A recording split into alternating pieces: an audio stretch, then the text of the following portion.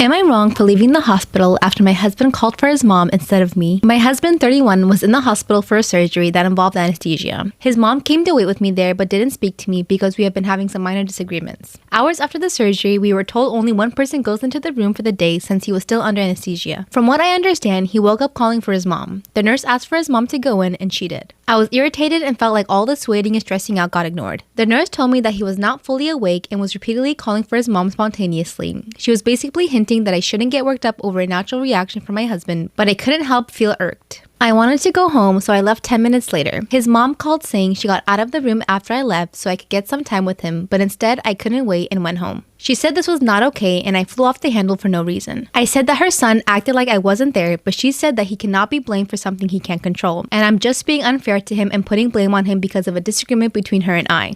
I cut the conversation short after I sensed that she somehow blamed me for being unacknowledged and ignored. Her husband texted later saying I'm being hostile over nothing and that I should focus on my husband's health instead of acting petty, but I don't think I did anything that qualifies as petty. You're mad that your husband is on drugs and called for his mama. It's like a natural person reaction, like that's his mom.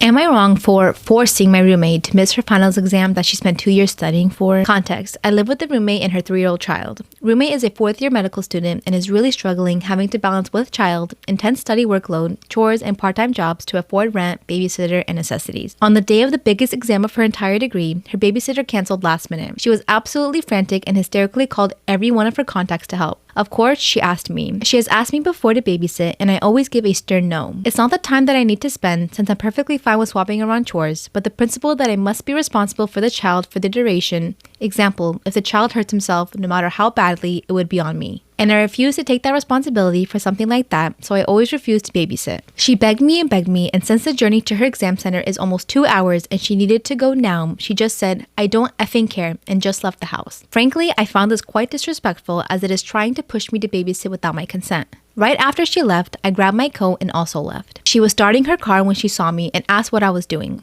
I told her I was going to watch a movie. I lied. I just refused to babysit without consent. Her eyes dropped and I could see the tears forming as she started begging me more to help her. I still explained the same thing in that it's not the time or effort but the responsibility. She told me she would sign a waiver that states I am 100% not responsible no matter what happens. I am not an expert in law and not sure if such a waiver is even legally enforceable. Even so, it still carries a responsibility risk, so I stand my ground. Eventually, she became quiet and started sobbing while hitting herself. I, as respectably as I can, asked if there's anything I can help with that does not involve babysitting the child. She told me to F off, so I did and actually went to watch a movie. It's been a few weeks and she still absolutely refuses to communicate with me. I do feel pretty bad, since I've seen for the past 2 years we've lived together that she has almost no free time, always sleeps later than me and wakes up earlier than me to cram in a little bit of extra study. I know the exam meant a lot to her and missing the exam might jeopardize her entire degree of 4 years. It sucks that her efforts for the past 2 years has gone down the drain, but that's not an excuse to cross my bottom line. Am I the asshole for cooking scraps for dinner? I'm 27 female and my boyfriend is 41 male. We need to go grocery shopping but have leftovers in the fridge from last night, which I assume could be eaten this evening. These leftovers are uncooked burger patties, pasta salad, and grilled corn. At 7 p.m. this evening, my boyfriend asked what I was making for dinner. I reminded him of the leftovers and he said I was throwing a hissy fit over not wanting to cook him a good meal. Then he said he'd probably just eat some crackers or something and he'd have to figure it out himself, then fell back asleep. After he fell asleep, I felt horrible, so I cooked him some rice, ground beef, peppers, onions, and grilled some fresh corn. Am I the asshole for cooking scraps for dinner? I mixed it all together with some homemade chipotle sauce, then baked it with some cheese to melt. When I presented it to him, he wouldn't even taste it. He then asked if I got fresh ingredients at the store or used what we had. I told him I cooked everything fresh, but it was bought yesterday. The corn hadn't been cooked before, the pepper hadn't been cooked before, etc. It was all extra ingredients that I hadn't used yesterday. He then told me I ruined his night further by not listening to him and letting him make his cracker meal. He said I'm a horrible girlfriend for trying to serve him scraps, and I insisted that's not scraps. He said leave me alone to starve.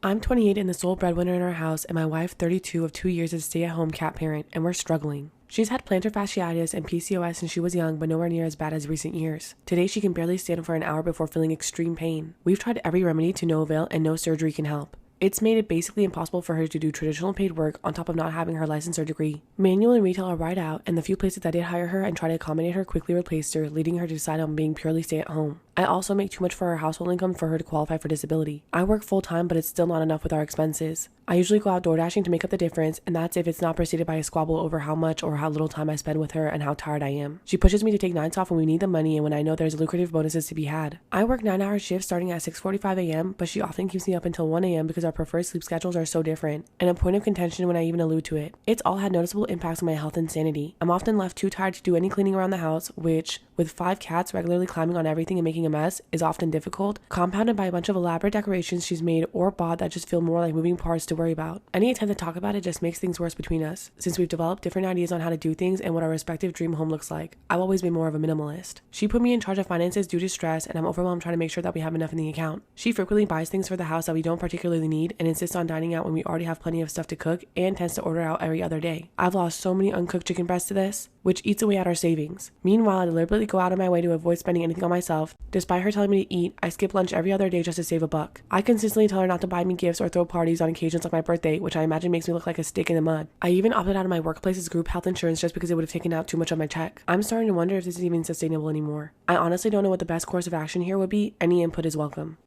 I was babysitting my friend's children and I was putting her 3-year-old son to bed, right? And as I was trying to walk out the door, he pointed behind me and he said, "Ghost." And I said, "What?" And he said, "Ghost. Ghosts." And I said, "No, babe, there's no ghosts in here. Do you want me to check for ghosts?" And I checked under the bed. I said, "Oh, no ghosts here." And then I opened and closed the door to like show him that there were no ghosts behind the door. I said, "Look, no ghosts. No ghosts." And then I tried to walk away and he kept pointing behind me and saying, "Ghosts, ghosts." And so luckily I had a friend who was helping me babysit and she had children of her own. So I thought maybe she knows how to handle this kind of situation. And I walked across the hall to the little boy's sister's bedroom because my friend was putting his sister to bed. And I walked up to my friend and I didn't want to scare his little sister. So I whispered to my friend, "Oliver says that there's a ghost in his room." And my friend said, "What?" And I said, I know. I told him there's no ghost. And I did the thing they do in the movies where you like check under the bed and stuff. But like he is very certain that there is a ghost in there. And my friend said, "Okay." So we both go. We stand in his doorway. We were like, "What's up, Ollie?"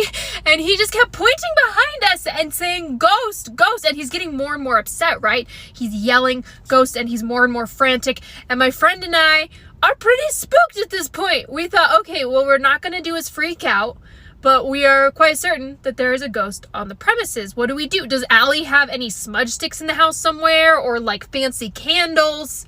And then all of a sudden from the other room, his sister yelled out, "Closed." And we both went, "What?" And his sister said, "He's saying closed. He wants to sleep with the door closed." And we were like, yeah, obviously. We knew that's what he was saying. We weren't scared of a ghost. Am I the asshole for having a lights out wedding? I, 27 female, am the daughter of the most amazing parents. They're also both blind, and being raised by blind parents wasn't without its challenges, but we always found solutions. My parents have their own way of being fashionable, and rather than appearance, it's fabric and feel. I used to hate it as a teenager, but now I love it and I'm comfortable in my clothes. With the wedding planning, my future husband asked me if I was gonna be okay with the photos. He didn't mean it maliciously, it just didn't occur to him that I was originally planning to buy them clothing to wear. But the more I thought about it, the more I thought, wouldn't a fabric wedding be special? Essentially, the whole wedding will be in the dark. Am I the asshole for having a lights out wedding? I was inspired by the movie About Time and realized I don't want to dress my parents. I want them to enjoy our wedding the way they experience it. And I want to experience this special day as they would too. My fiance doesn't care, and in his mind, the moment I said yes, I was his wife. To avoid accidents, we're going to be using glow stick lighting and everyone will be provided glow bracelets and necklaces. My family is supportive and his brother loves the idea, but his parents are against it. They said it's not fair to punish the guests because my parents are blind. Part of his family is siding with his parents and are vowing not to boycott if we don't have lights. Fiance thinks it's their loss. Am I the asshole for sending my coworker into anaphylactic shock? I'm being vilified by my coworkers and genuinely considering quitting my job because of this. I work a pretty standard day job and at night I help my friend at her restaurant. The restaurant serves an assortment of Thai cuisine. To be honest, I'm insanely picky, but I fell in love with the peanut sauce the main chef makes.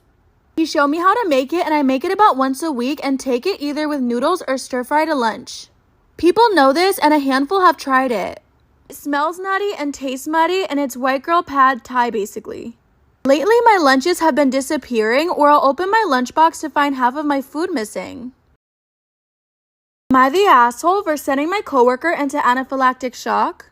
I've been addressing it, but nothing's been changing, and I'm pretty sure it was one of the new hires. Thursday, I took my noodles, and my entire Tupperware was missing, which hasn't happened before. I'm pissed, but what can I do?